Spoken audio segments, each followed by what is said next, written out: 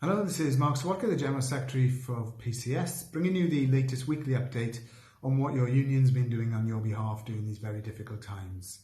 But firstly, let me start by wishing you happy Mayday. This is the day traditionally around the world and here in the UK that we celebrate the achievements of the trade union and labour movement on behalf of working people, and we commit to fighting for our members' rights. This Mayday comes at a very difficult time, but I want to dedicate our fight not just for our members moving forward, but also in memory of those who have so sadly lost their lives in recent weeks due to the coronavirus pandemic.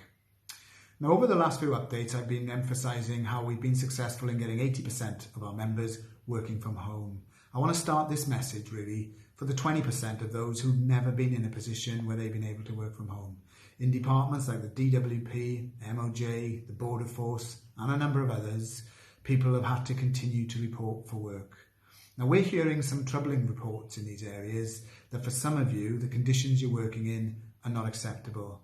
And I want to start by addressing you. We're quite clear that if people need to be in work to deliver frontline public services, it must be done safely, and it must be agreed with the union that the conditions you're working in are safe. Sadly, some of the reports tell us that departments are not observing social distancing measures, are not making available PPE for those who need it, and in some cases, local managers are making rogue decisions and reinventing some of the rules in order to put pressure on people to do certain things. That's not acceptable. So what we're going to do next week is issue a new survey to all our members, and I'm particularly urging any of you watching this to respond, but particularly if you're still in a workplace, to let us know what's happening where you are.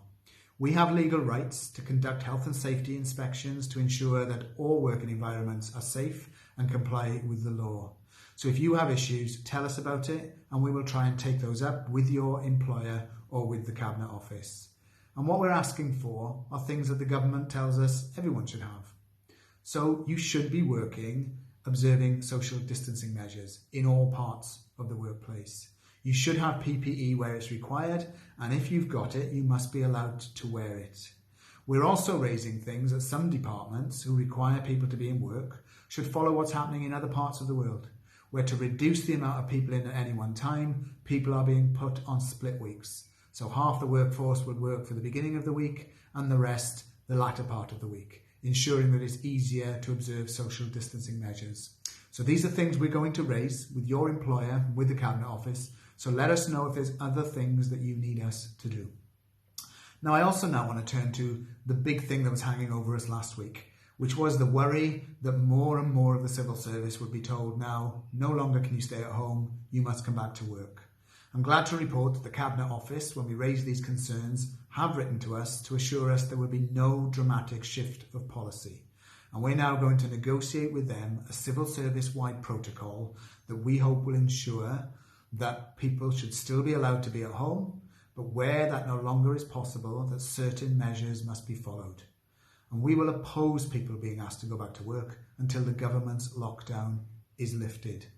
So our advice again is if your manager is ringing you and asking you to now report to work, contact your union rep or contact our coronavirus helpline to ensure that we can help you, that we can help stop you being forced to go back to work if that's appropriate, or if we cannot do that, that everybody's working environment is safe.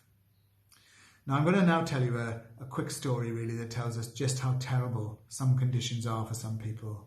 We've heard in the last 24 hours that tragically in one of our government buildings on the MOJ estate, 2 cleaners working for private contractors have sadly lost their lives. Disgracefully, they were not given PPE by their private contractor, and we believe that's unacceptable. So if you work in the commercial sector or for a private company, again, we've issued good advice, we've got some good agreements, and many of you are already benefiting from those. If you work for a private company who is not giving you 100% pay, who is threatening that you have to go on statutory sick pay or refusing to give you PPE, contact the union and we will do what we can to help. In fact, I've just finished addressing the PCS parliamentary group where I'm glad to say they have agreed to take up a load of issues on our behalf in Parliament to try and get improvements. But I'm going to finish this week's update with this. Whilst all this has been going on, We are still acutely aware that many of you should have had this year's pay rise, many of you still face having your terms and conditions cut, and many of you still face your office closing and potentially losing your job.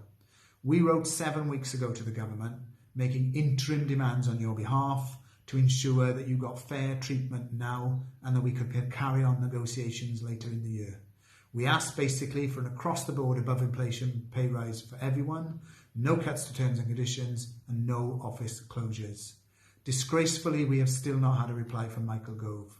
So our MPs are now going to raise that in Parliament, and we are raising it with the government. But I want to end this video with this. You are key workers.